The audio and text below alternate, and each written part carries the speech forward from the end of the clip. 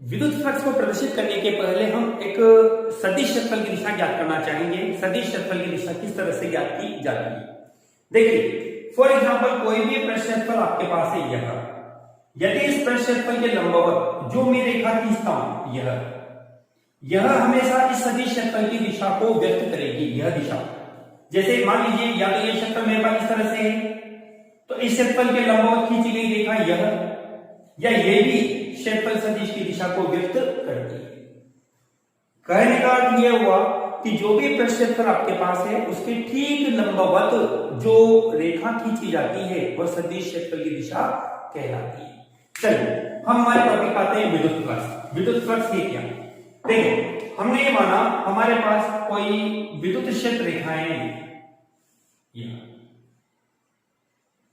जिसमें कोई क्षेत्रफल सदिश हमारे पास किसी कोण थीटा पर स्थित है। यह इसके लंबवत हमने ये रेखा खींच दी। यह हमारे पास इस क्षेत्रफल सदिश की दिशा को व्यक्त करेगी और यह हमारे पास विद्युत क्षेत्र की तीव्रता की दिशा है और यह एंगल हमारे पास बनता है थीटा। तो ऐसी स्थिति में विद्युत फ्लक्स क्या होगा? विद्युत फ्लक्स किसे कहेंगे? तो देखिए, इस सदिश क्षेत्रफल के लंबवत गुजरने वाली क्षेत्र रेखाओं की संख्या विद्युत फ्लक्स कहलाता है। आप इसे गणितीय रूप में भी निम्न प्रकार से लिख सकते हैं। देखिए, जैसे हमने माना कि हमारे पास ये अल्पांश सदिश क्षेत्रफल है, तो इस अल्पांश पृष्ठ के लिए विद्युत फ्लक्स लिखा जा सकता है d फाई बराबर होगा सदिश E डॉट dA। देखिए, यहां विद्युत क्षेत्र E एक सदिश राशि है, इसलिए सदिश का चिन्ह आया है, और सदिश क्षेत्रफल सदिश राशि है इसलिए इस पर भी एरो का साइन आया है। दोनों के मध्य कोण थीटा है और इस कोण थीटा को अदिश गुणा के रूप में लिखा जाता है। इस प्रकार से d फाई मतलब कि विद्युत फ्लक्स एक आपके पास अदिश राशि कहलाती है। यदि हमारे पास कोण थीटा है तो इस फॉर्मूले को निम्न प्रकार से भी लिखा जा सकता है, d फाई बराबर होगा E dA cos थीटा, जहां थीटा E और dA के मध्य बनने वाला कोण कहलाता है। देखिए, ये तो हमने केवल इस अल्पांश भाग के लिए विद्युत फ्लक्स का मान ज्ञात किया है। यदि हम संपूर्ण क्षेत्रफल के लिए, संपूर्ण पृष्ठ के लिए विद्युत फ्लक्स का मान ज्ञात करना चाहते हैं तो हम इस समीकरण का समाकलन कर देते हैं। इसलिए संपूर्ण पृष्ठ के लिए विद्युत फ्लक्स हमने समाकलन किया d फाई समाकलन E dot dA। d phi का समाकलन phi equal to integration E dot dA।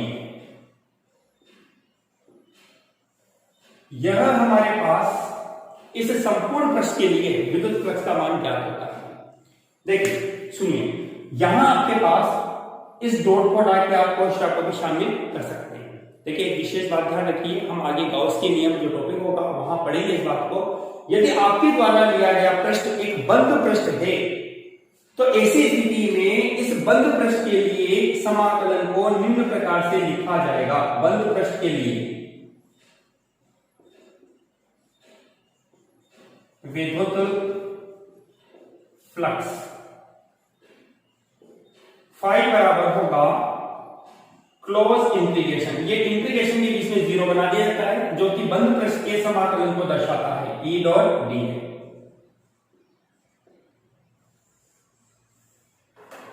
इस प्रकार से हमारे पास इस संपूर्ण पृष्ठ के लिए या संपूर्ण बंद पृष्ठ के लिए विद्युत फ्लक्स का मान ज्ञात किया जा सकता है।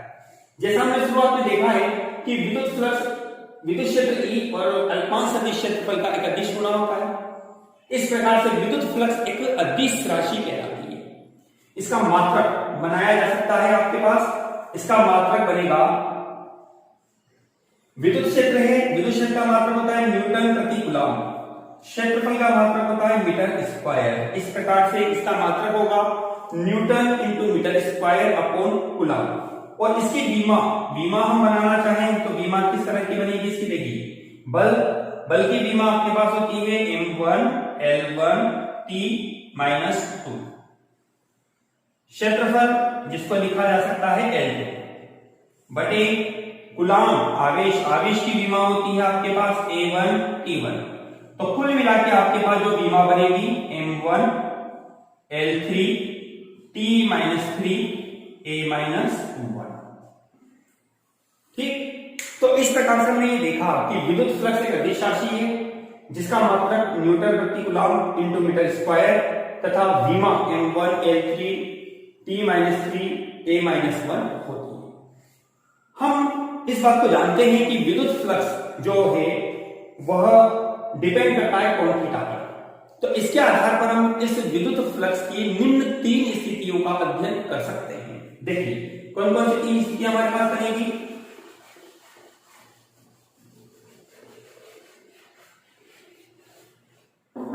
देखिए यदि हमारे पास यह विद्युत क्षेत्र रेखाएं हैं जहां किसी सदिश क्षेत्रफल को इस विद्युत क्षेत्र रेखाओं की दिशा के अनुदिश रखा गया है। देखो ये सदिश क्षेत्रफल की दिशा D है, यह विद्युत क्षेत्र की तीव्रता की दिशा E, दोनों एक ही दिशा में हैं, अर्थात यहां थीटा इज इक्वल टू आपके पास होता है 0 डिग्री। इस प्रकार से हम लिख सकते हैं यहां पर phi is equal to integration E dot dA या E dA cos थीटा। अब यहां चूंकि आपके पास theta is equal to 0 degree है और आप जानते हैं cos 0 का मान 1 होता है, इसलिए आपके पास फाई इज इक्वल होगा इंटीग्रेशन E dA। देखिए ये जो वैल्यू आपको मिली है पॉजिटिव है, पहला केस अप्लाई है, तो इसके आधार पर हम ये कह सकते हैं कि जब विद्युत क्षेत्र E और अल्पांश सदिश क्षेत्रफल दोनों एक ही दिशा में होते हैं तो विद्युत फ्लक्स का मान अधिकतम तथा धनात्मक होता है। केस नंबर 2, केस नंबर 2 के रूप में हम इसको उल्टा बोल देते हैं कि विद्युत क्षेत्र E और अल्पांश सदिश क्षेत्रफल परस्पर क्या है, एक दूसरे के विपरीत है। ये तो हो गई विद्युत क्षेत्र की तीव्रता की दिशा E, ये हो जाती है क्षेत्रफल सदिश की दिशा dA। ठीक है, यहां एंगल बनता है आपके पास theta is equal to 180 degree. ठीक, तो ऐसी स्थिति में यहां पर फाई इज इक्वल आपके पास होगा integration E dA cos theta. तो हम जानते हैं theta is equal to 180 degree के लिए cos 180 का मान होता है कितना, -1, इसलिए फाई बराबर बनेगा माइनस इंटीग्रेशन E और D। यहां आपके पास विद्युत फ्लक्स का मान आता है नेगेटिव। इसका मतलब क्या हुआ आपके पास, यदि आपके पास विद्युत फ्लक्स नेगेटिव कब होगा, जब अल्पांश सदिश क्षेत्रफल और विद्युत क्षेत्र E दोनों की दिशा परस्पर विपरीत होती। चलिए नेक्स्ट थर्ड केस हम देखते हैं। जब हमारे पास विद्युत क्षेत्र E और सदिश क्षेत्रफल परस्पर लंबवत है, ये तो सदिश क्षेत्र की दिशा, ये विद्युत क्षेत्र E की दिशा, दोनों के मध्य कोण बनता है theta is equal to 90 degree के रूप में। तो ऐसी स्थिति में यहां पर phi is equal to integration होगा E dA cos थीटा। तो हम जानते हैं क्योंकि थीटा इक्वल टू 90 डिग्री के लिए cos 90 डिग्री बराबर होता है 0, इसलिए फाई इज इक्वल टू 0 बनेगा। इस प्रकार से हमने देखा कि विद्युत फ्लक्स का मान धनात्मक, ऋणात्मक तथा शून्य हो सकता है। जब विद्युत क्षेत्र रेखाएं और अल्पांश सदिश क्षेत्रफल दोनों एक ही दिशा में होते हैं तो विद्युत फ्लक्स का मान धनात्मक होगा।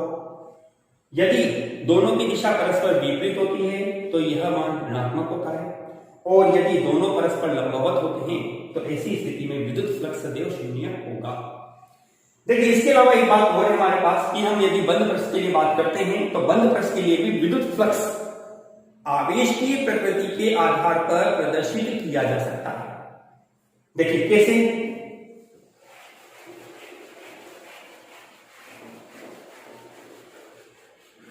देखिए यदि मेरे पास जो बंद पृष्ठ है, सपोज मैंने ये बंद पृष्ठ बनाया, इस पृष्ठ के भीतर नेट परिणामी आवेश धनात्मक है, तो इसके लिए विद्युत क्षेत्र रेखाएं परस्पर बाहर की ओर होंगी इस तरह से।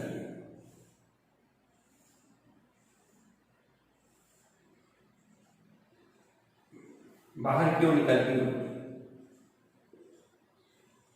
ऐसे पृष्ठ के लिए जो विद्युत फ्लक्स होता है वह धनात्मक लिया जाता है। ऐसे फ्लक्स को हम धनात्मक विद्युत फ्लक्स भी कहते हैं।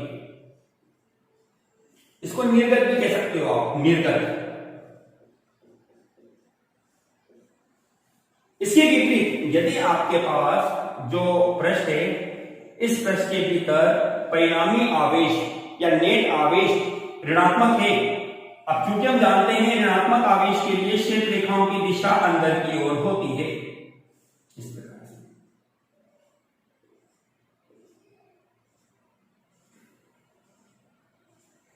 तो ऐसी स्थिति में ये विद्युत फ्लक्स आपके पास प्रवेशित,